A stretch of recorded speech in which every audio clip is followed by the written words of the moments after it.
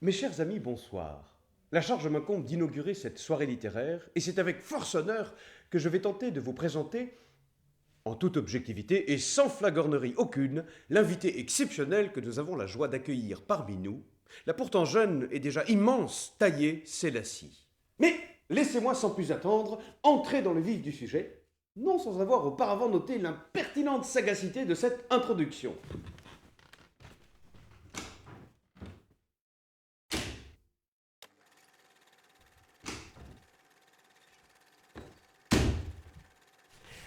Alors se plonger dans la vie de Taillé Sélassie, c'est avant tout se plonger dans l'histoire immensément complexe de l'humanité de ce XXIe siècle, et qui pose la question essentielle de l'identité. Alors, dans le cas de notre invitée, c'est assez évident.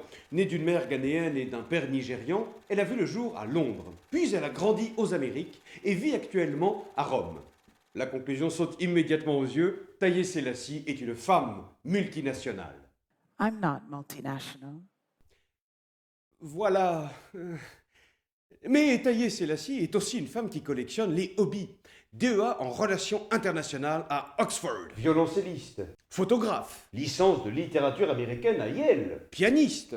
Elle est aujourd'hui écrivain. Oui, son parcours est assez énervant.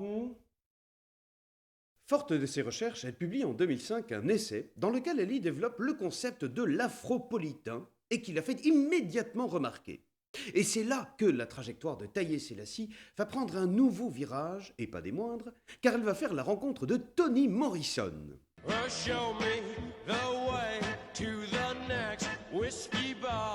Non, Toni Morrison, la grande romancière Pulitzée et Nobelisée américaine, qui la pousse à se lancer dans l'écriture. Elle se donne 1 an pour écrire la nouvelle The Sex Lives of African Girls, qui paraîtra donc en 2011, et sera sacrée 1 an plus tard dans la liste des Best American Short Stories. C'est pendant l'écriture de cet ouvrage qu'un matin, sous la douche, lui vient l'idée d'un roman. Et c'est drôle parce que moi aussi, sous la douche, il me vient un tas d'idées. Bon, malheureusement, elle s'évapore aussitôt avec les derniers effluves de vapeur d'eau, absorbée par l'implacable ventilation automatique de ma salle de bain. Mais Taillé, elle, affronte sa peur de la page blanche et se lance dans l'écriture d'un roman. Ce sera Ghana Must Go, publié en 2013. Le livre est traduit dans 17 langues, vendu dans 22 pays, dont la France. Le ravissement des innocents, paru chez Gallimard. Alors à partir de là, c'est l'escalade. Hyperactive, Taillé se lance dans un projet architectural de Gwangju River Reading Room.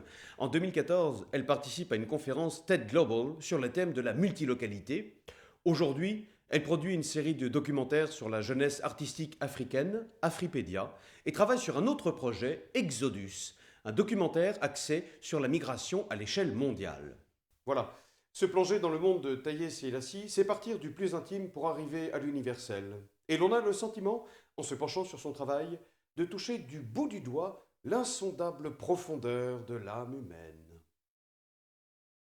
Ah, well, everybody's heard about the bird. The bird, bird, bird.